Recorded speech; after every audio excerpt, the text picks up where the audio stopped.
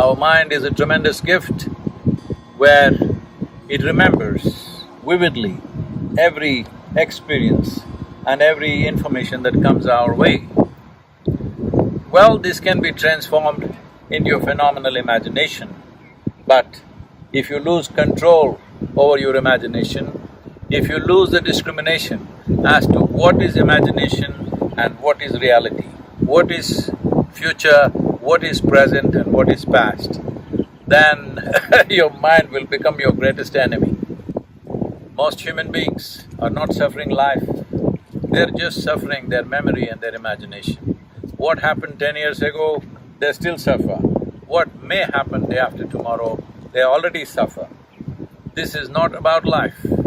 This is about lack of control over two most fantastic faculties that human beings have, a vivid sense of memory and a fantastic sense of imagination. Do not worry about your future. If you do your present well, future will naturally blossom.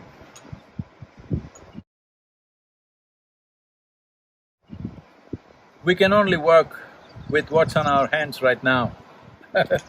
You cannot work with what's on your mind. You can plan for what's on your mind, but you cannot do anything about it. You can only act in the present moment. You can only handle what is there right now.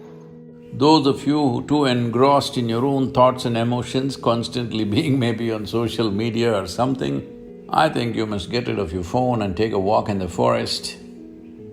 If it's not possible every day, at least 1 or 2 days in a month, you might get lost somewhere, just be in nature, all by yourself, walk, sit, observe.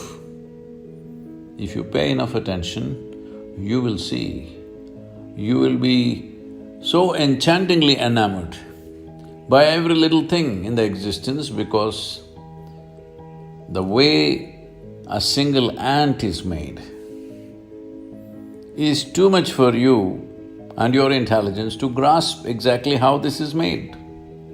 Those who have not peeled their eyes to the creation get too enamored with their own mental creations, which is their thought, the juicy part being emotion. When your thought and your emotion becomes more important than the Creator's creation, that means you have become a perceptual tragedy. You have not realized the nature of life at all. We know many things, we can do many things, but we do not know anything in its entirety. So this is the nature of the existence.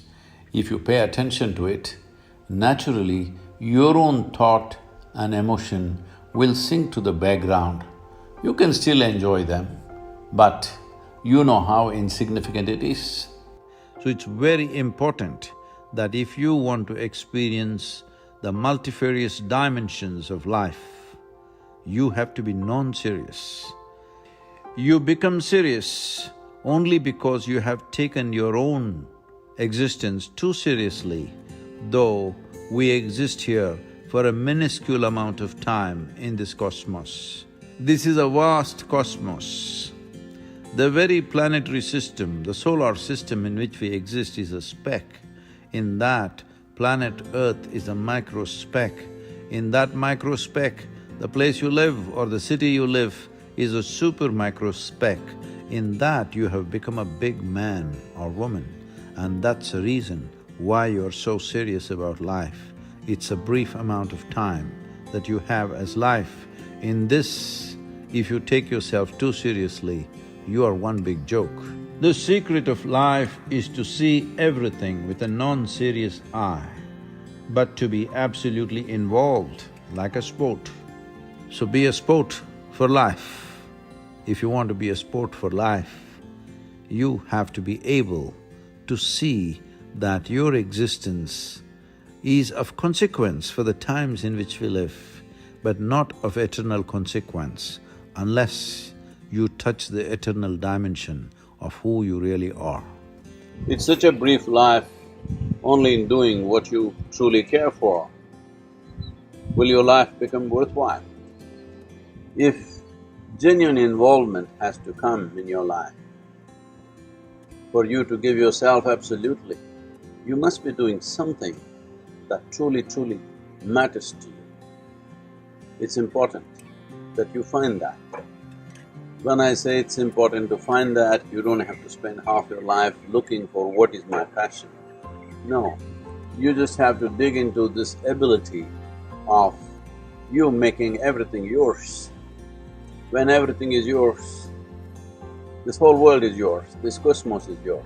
So when it is a part of you, if you involve yourself absolutely and constantly strive to create what matters to you, what you really care for, then your existence itself will be worthwhile. Not necessarily your actions, not necessarily what you achieve and may not achieve, but your very existence will be truly worthwhile, because just to breathe and be is a phenomenon. There is no greater phenomenon in life. If this is not worthwhile, what is?